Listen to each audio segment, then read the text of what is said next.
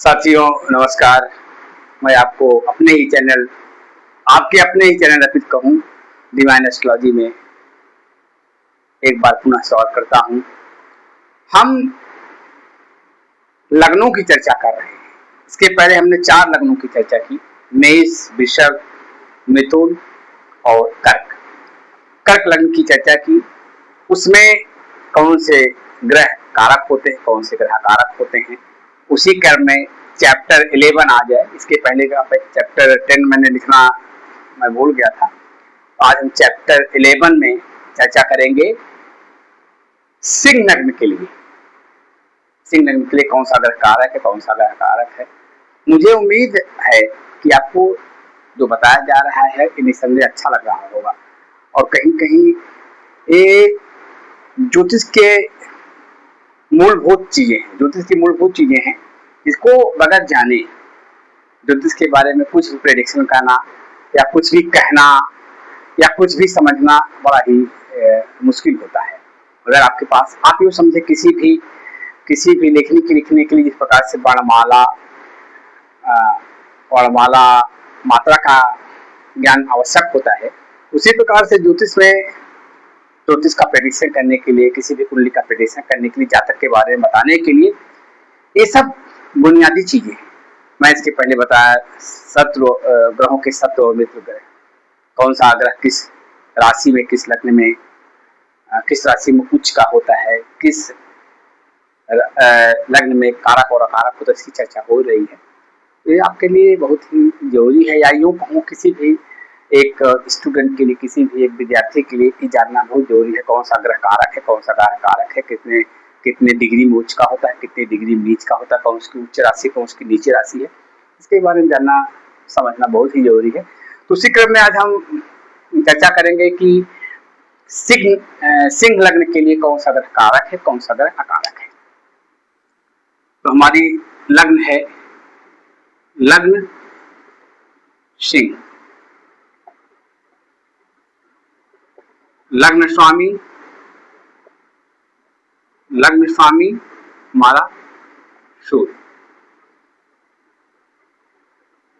सिंह लग्न की जो कुंडली होती है, लग्न सिंह, मान लीजिए कोई किसी की कुंडली सिंह लग्न की है, उसका जो लग्न स्वामी होगा वो सूर्य होता है, ये हम जानते हैं। एक प्रकार का हम एक जो है इस प्रकार का एक जो है चार्ट बनाते हैं, तालिका बनाते हैं, जो इसको आप कह सकते हैं बनाते हैं, जिसका जैसा कि मैंने पूर्वत में बनाया था। और एक इसमें हम 12 खाने बनाते हैं, 12 खाने 12 राशि बनाते हैं। इसमें 5 लिखते हैं। 5 एक पूर्व दिशा है, बताया था, पूर्व दिशा, पश्चिम दिशा, उत्तर दिशा और दक्षिण दिशा। तो हमने बताया था कि यहाँ पर पूर्व दिशा में जब जातक का जन्म हुआ तो कौन सी राशि उदित हुई थी, वही इस क्रम लिखते हैं। यहाँ 5 है, इसका मतलब जिस समय जातक का जन्म हुआ, व्यक्ति का जन्म हुआ, उस समय पूर्व दिशा में सिंह राशि उदित हुई थी। तो ये हम जानते हैं। यहाँ पे 5 हो गया, 6, 7, 8, 9, 10, 11, 12, 1, 2, 3, 4, ये हमारे खाने हो गए। इस क्रम में हम देखेंगे कि शुभ ग्रह कन्या लग्न के लिए, शुभ ग्रह, अशुभ ग्रह, सम या मिश्रित ग्रह, ये हो गया। तो सबसे पहला शुभ ग्रह मैंने बताया, कोई भी लग्न होगा, लग्न का जो स्वामी होगा वो अपने लिए हमेशा सुख फल ही देने वाला होगा। तो इसका मतलब इसका सिंह लग्न के लिए या सिंह लग्न का स्वामी क्या होता है, सिंह राशि का स्वामी जो होता है वो होता है सूर्य, जो कि सबसे अच्छा होगा। क्योंकि कभी भी कोई भी राशि के लिए उसका जो स्वामी होगा या लग्न का स्वामी होगा, कभी अपने घर को बर्बाद नहीं करेगा, हमेशा अच्छा ही फल देगा। इसके लिए हो गया। अब हम देखेंगे दूसरे नंबर घर में 6 अंक लिखा हुआ है, जिसका मालिक होता है बुध। 6 और 11 ये दोनों राशियां खराब हैं। दोनों भाव खराब है, राशियां तो अच्छी है, दोनों भाव खराब है। दूसरा भाव मार्केश है और एकादश भाव को भी हम अच्छा भाव नहीं मानते हैं। इस अवस्था में देखेंगे बुध जो है, क्योंकि लेकिन बुध जो है सूर्य का परम मित्र है, इसलिए कहता ठीक है मैं सम फल दूंगा, ना मैं खराब फल दूंगा ना मैं अच्छा फल दूंगा। यह कहता है मैं आपका बुध जो है ये मित्र होने के नाते, लग्न का मित्र होने के नाते, परम मित्र होने के नाते इस सम फल देने वाला होगा। तीसरे घर में तीसरे खाने में 7 नंबर गिनती लिखी, इसका मालिक होता है शुक्र। शुक्र जो है तीसरे घर का और लग्न का 10वें घर का मालिक होता है। तो तीसरा घर होता है, तीसरा घर पराक्रम साहस का होता है, छोटे भाई बहनों का होता है, छोटी यात्राओं का होता है। लेकिन जो कि शुक्र का और तीसरा घर में जो भी ग्रह होते हैं सामान्य रूप से खराब फल देते हैं। तो यहाँ पर शुक्र जो है तृतीयेश और दशमेश है निसंदेह हो, लेकिन इसकी जो मूल त्रिकोण राशि है वो खराब भाव में पड़ी, तीसरे भाव पड़ी हुई है, जो कि शुक्र की मूल त्रिकोण राशि तुला होती है। अब तो इसलिए कहता है कि मैं इस लग्न के लिए, सिंह लग्न के लिए जो है शुक्र जो है हमेशा अशुभ फल देने वाला ही होगा। और एक बात और है, यह लग्न का भी शत्रु है, सूर्य का परम शत्रु है। इसने कहा कि मैं अशुभ फल ही दूंगा, अशुभ खानों का, अशुभ घरों का स्वामी भी है, तो इसलिए कहा मैं खराब ही फल दूंगा। तो आप जानिएगा सिंह लग्न के लिए शुक्र की स्थिति खराब होने वाली है, शुक्र खराब फल देने वाला हो। चौथे भाव में, चौथे घर में हम देखेंगे कि 8 नंबर गिनती लिखी हुई है। 8 नंबर गिनती यानी वृश्चिक राशि, जिसका कि मालिक 8 और 1 गिनती का मालिक होता है मंगल, जो कि चतुर्थ केंद्र भाव का और नवम भाव जो होता है धर्म का, इसका मालिक उसके बताया गया त्रिकोण के मालिक।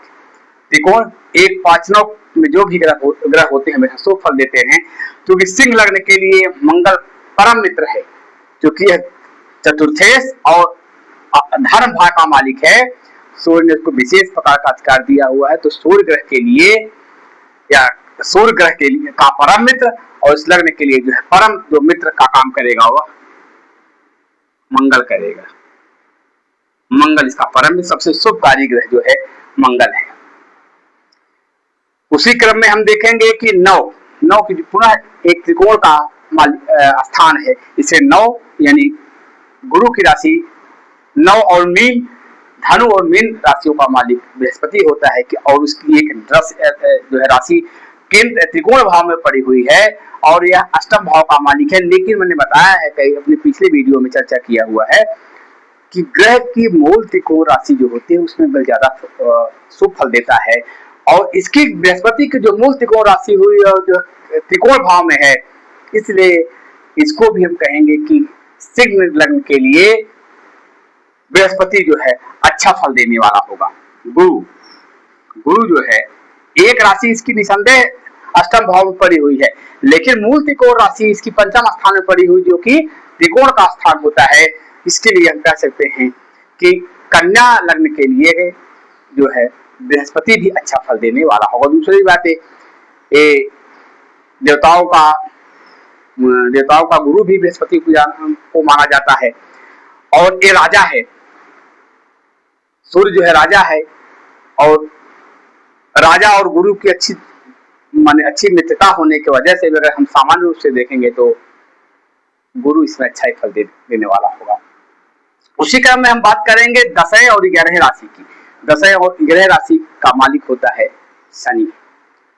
10वां घर 10वीं जो राशि है वो मकर 6वें भाव पड़ी हुई है।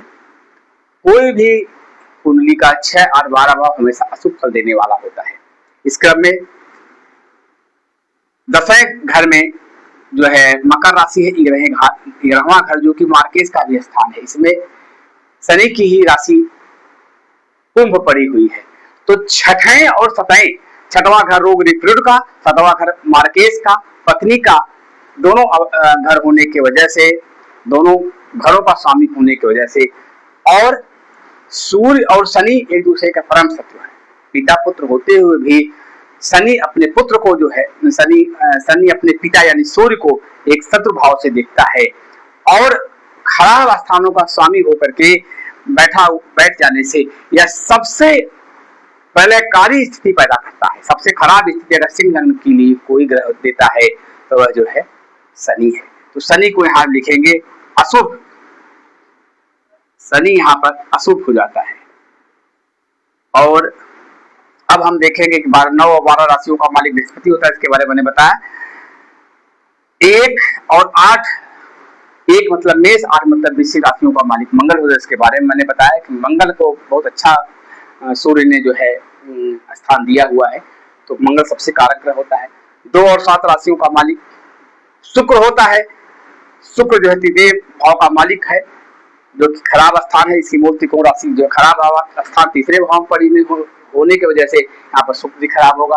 3 और 6 अंक के बारे में हमने बताया कि द्वितीय क्योंकि बुद्धि यहाँ पर एक मार्केश भी है, मार्केश और एकादश भाव में होने इसकी राशि बनने का इसको हम एक निश्चित फल देने वाला ही कहेंगे, अभी तो इसको खराब ही मान सकते हैं, लेकिन ठीक है क्योंकि लग्नेश का परम मित्र है और कभी कभी सूर्य और बुध के संयोग से बुधादित्य योग बनता है, तो ये इसको हम सब व्यवस्था मानते हैं। और अब हमारी एक राशि एकादश भाव में पड़ी है जो कि चंद्रमा, एक कर्क राशि है और कर्क राशि का स्वामी होता है चंद्रमा। चंद्रमा की एकादश भाव में राशि पड़ने से इसको भी हम एक अशुभ ही कह सकते हैं, जबकि सूर्य का मित्र है चंद्रमा। इसको कहता है कि मैं बहुत खराब फल नहीं दूंगा, और लेकिन उसके बाद हम इसको कहेंगे कि एक जो है बुद्धि की भांति है भी एक इसको भी हम कहेंगे ठीक है, चंद्रमा को भी हम एक जो है निश्चित फल देने वाला है। बेशक है द्वादश भाव का जो है स्वामी है, लेकिन उसके बाद द्वादश भाव को बहुत खराब नहीं माना जाता है, सामान्य भाव माना जाता है। तो ये कहता है ठीक है। और वैसे भी 6, 8, 12 भाव में शुभ ग्रह जो है बहुत खराब फल देने से कतराते हैं, बहुत खराब फल नहीं देते हैं। अब चंद्रमा मित्र भी है और द्वादश भाव बहुत खराब भाव नहीं माना जाता है, खराब तो है ही लेकिन उतना खराब नहीं है। व्यय का मोक्ष का भाव इसको कहा जाता है। तो इस अवस्था में चंद्रमा जो है, चंद्रमा को हम निश्चित फल देने वाला ही कहेंगे। तो दोस्तों मुझे उम्मीद है कि आपको यह चैनल, आपको यह ज्ञान जो बताया जा रहा है निसंदेह आपके बहुत ही उपयोग में आ रहा होगा, उसका आप उपयोग कर रहे होंगे, उसको आप देख रहे होंगे, समझ रहे होंगे, पढ़ रहे होंगे। कुछ अगर आपके समझ में नहीं आता है या कुछ विषय पर दोबारा विवेचना चाहते हैं तो आप हमको कमेंट में बता सकते हैं कि यह विषय हमारे समझ में नहीं आया या इसको आप दोबारा समझाइए, उस पर क्यों ना हम चर्चा करेंगे। और मुझे बहुत आशा है कि बताई गई जानकारी आपके लिए बड़ी ही लाभकारी होगी। अगर आपको मेरा प्रयास अच्छा लग रहा हो, मेरा आपसे अनुरोध है कि आप मेरे चैनल को ज़्यादा से ज़्यादा सब्सक्राइब करें, लाइक करें और इस चैनल को ज़्यादा से ज़्यादा लोगों तक पहुंचाएं, ताकि मेरा यह प्रयास और लोगों के लिए भी हितकर साबित हो। बाकी मैं डेली प्रतिदिन आपके लिए एक वीडियो आपके ज्ञान को बढ़ाने के लिए लाता रहूंगा। अब आज हमने 5 लग्न की चर्चा की, मेष, वृषभ, मिथुन, कर्क और सिंह लग्न की चर्चा की। इन राशियों के लिए, इन लग्नों के लिए कौन सा ग्रह कारक और अकारक होता है।